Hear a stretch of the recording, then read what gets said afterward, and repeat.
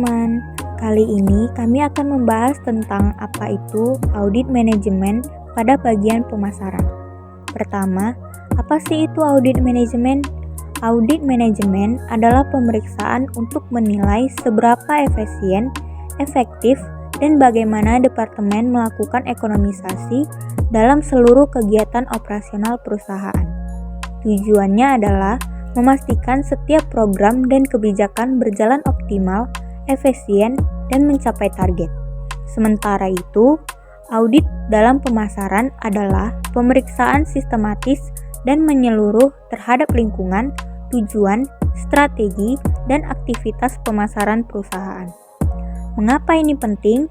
Karena audit ini membantu kita mengidentifikasi ancaman, kelemahan, peluang, dan masalah di departemen pemasaran sehingga kita bisa menyusun strategi perbaikan yang tepat. Selanjutnya, langkah kerja untuk melakukan audit ini yaitu 1. Menetapkan tujuan dan ruang lingkup audit. 2. Mengumpulkan data dan informasi. 3. Auditor menganalisis dan mengevaluasi data yang dikumpulkan terhadap lingkungan, tujuan, strategi, dan aktivitas pemasaran perusahaan. 4. Auditor menyusun temuan audit, mengukur kinerja, dan merangkum area permasalahan serta peluang yang teridentifikasi. Dan yang terakhir, melakukan perencanaan dan tindak lanjut. Oke, jadi sudah jelas kan teman-teman? Sekarang, mari kita lihat bagaimana auditor melakukan pengauditan kepada auditinya.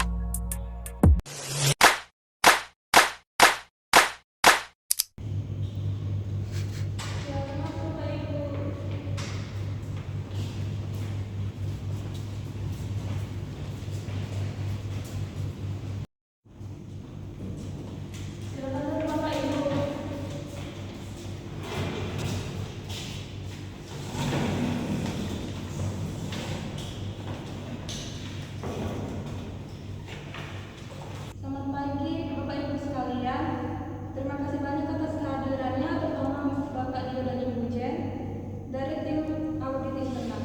Saya sengaja hadir sebentar untuk menyambut secara langsung tim audit. Baik, selamat pagi Bu Fitri. Terima kasih kembali atas sambutan hangatnya. Kami sangat menghargai waktu yang Ibu berikan kepada kami. Di pemasaran Ibu Bintang dan Ibu Divani, pastikan semua data yang dibutuhkan tim audit tersedia dan berjalan dengan lancar. Baik Bu, kami sudah menyiapkan semua dokumen yang diminta dan tim pemasaran siap bekerjasama secara penuh. Kami juga di sini menyambut baik masukan dari Ibu dan Bapak tim audit sekalian. Baik, kalau begitu saya serahkan forum ini kepada tim audit dan tim pemasaran. Saya permisi, semoga diskusinya berjalan dengan lancar. Baik, terima kasih Bu.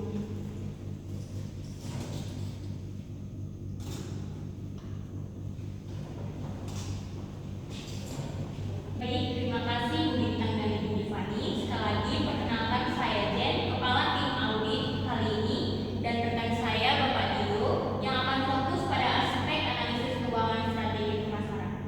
Baik, saya Bintang, Kepala Tim Pemasaran, dan di sini ada rekan saya Divani yang akan mengurus bagian administrasi dan beberapa laporan keuangan dalam tim pemasaran kami.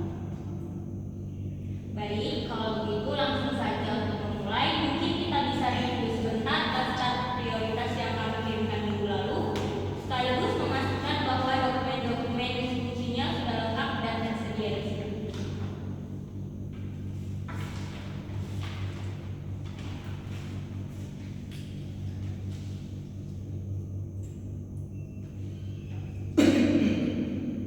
Baik, mungkin kami ada beberapa pertanyaan yang akan kami berikan kepada kalian.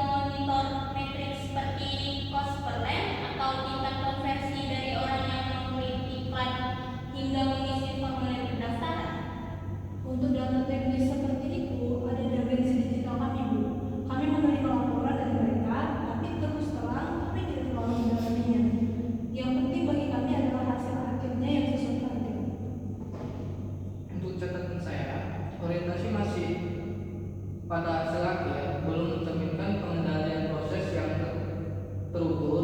Ini mengarah pada temuan pengukuran. Baik, pertanyaan selanjutnya mungkin kita akan beralih ke aspek anggaran. Jadi bagaimana proses penetapan anggaran pemasaran dan alokasinya bagaimana? Alokasi anggaran kami didasarkan pada anggaran tahun sebelumnya dan perkiraan biaya operasional itu menggunakan metode incremental budgeting. Media digital dan pameran mendapat porsi terbesar. Baik, mungkin ini akan menjadi catatan kami karena anggaran tidak didasarkan pada kinerja atau aktivitas. Berikutnya mengenai pemilihan vendor. Apa prosedur standar atau SOP yang digunakan dalam memilih vendor untuk materi promosi seperti percetakan atau agensi digital? Biasanya kami menggunakan vendor yang sudah teruji dan pernah bekerja sama dengan universitas kami. Rekomendasi internalnya juga menjadi pertimbangan utama tim universitas kami. Jadi apakah ada SOP tertulis yang mengatur hal ini? Belum ada SOP tertulis khusus untuk pemilihan vendor pemasaran. Kami melihat ada pengeluaran cukup besar untuk percetakan brosur. Boleh kami lihat dokumen perbandingan penawaran dan berbagai vendor? Nah, untuk percetakan itu kami sudah lama bekerja sama dengan percetakan itu. Hubungan kami sudah baik dan mereka selalu bisa menyelesaikan pekerjaan dengan cepat dan tepat.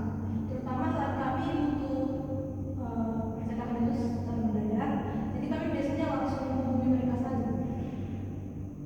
Apakah ada ketentuan di departemen bahwa untuk pengeluaran di atas nominal tertentu harus ada minimal 3 penawaran berbanding? Secara tertulis sebenarnya belum ada. Kami lebih mengandalkan kepercayaan dan relasi yang sudah dibangun. Selama ini tidak pernah ada masalah dan kualitasnya juga bagus. Mencari vendor berbagai bertemu-temu.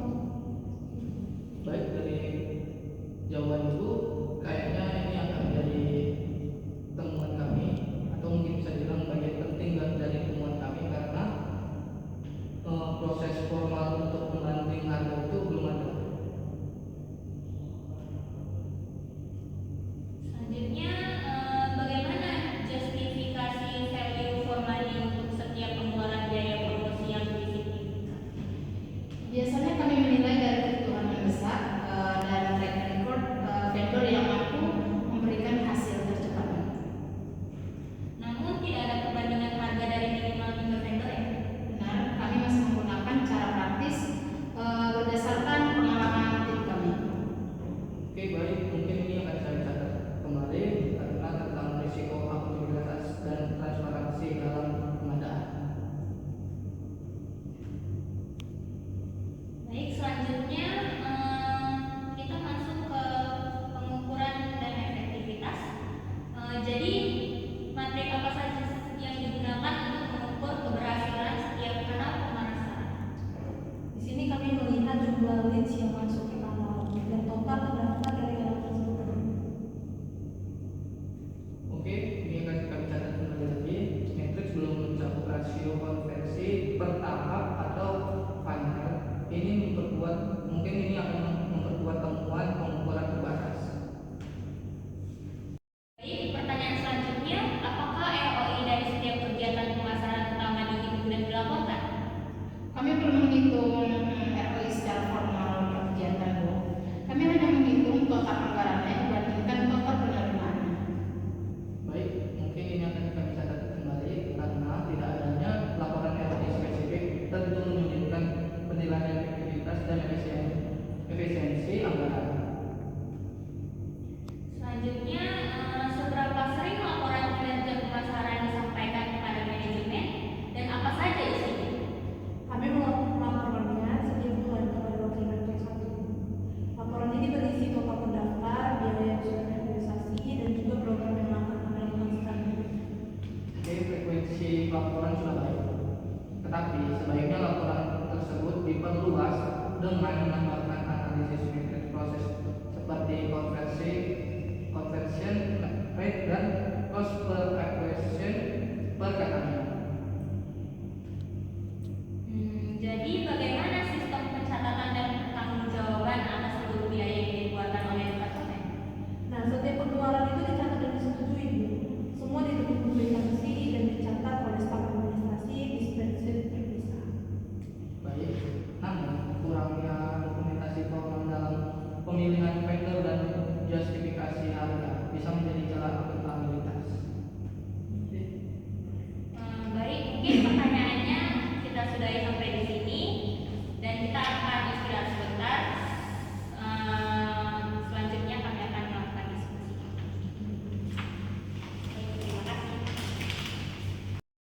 Baik Ujin, kayaknya tadi dari catatan saya ada memiliki beberapa temuan. Mungkin kita bisa diskusikan terlebih dahulu. Untuk penemuan pertama itu ada di bagian anggaran yang belum berbasis kinerja. Nah, untuk itu ada di pertanyaan. Nah, ini pertanyaan ini. Coba dilihat dari ini. Nah, itu bisa kita bandingkan sebagai penemuan pertama. Untuk penemuan kedua, menurut saya itu ada di bagian pengukuran kinerja. Itu ada di pertanyaan ini. Nah, mungkin ini bisa kita bandingkan lagi untuk sebagai temuan. Dan ada lagi untuk penemuan itu di dokumentasi vendor. Nah, itu di info. Oke, ini pada dari saya itu catatan saya sebagai mencari penemuan. Oke, baik. Mungkin kita akan langsung kasih ke mereka apa hasil catatan yang kita diskusikan. Oke, terima kasih. Setelah kami diskusi, kami ada beberapa temuan. Mungkin saya akan bacakan temuan pertama itu anggaran belum berbasis kinerja. Itu karena kami menemukan alokasi anggaran didasarkan pada kebiasaan tahun lalu. Sebabnya karena tidak ada sistem untuk menghitung ROI per kanal. Akibatnya resiko inefisiensi biaya akuisisi mahasiswa itu terlalu tinggi. Untuk temuan kedua, itu pengukuran kinerja masih terbatas pada hasil akhir. Itu evaluasi kinerja Bapak atau Ibu terlalu fokus pada jumlah pendaftaran dan mengabaikan rasio konversi di tengah proses. Akibatnya sulit mengidentifikasi dan memperbaiki kebocoran net saat kampanye berjalan. Nah, untuk temuan terakhir atau temuan ketiga itu dokumentasi vendor dan justifikasi biaya belum memadai. Itu proses pengadaan vendor besar dan justifikasi biayanya tidak didukung perbandingan harga kompetitif dan SOP formal. Ini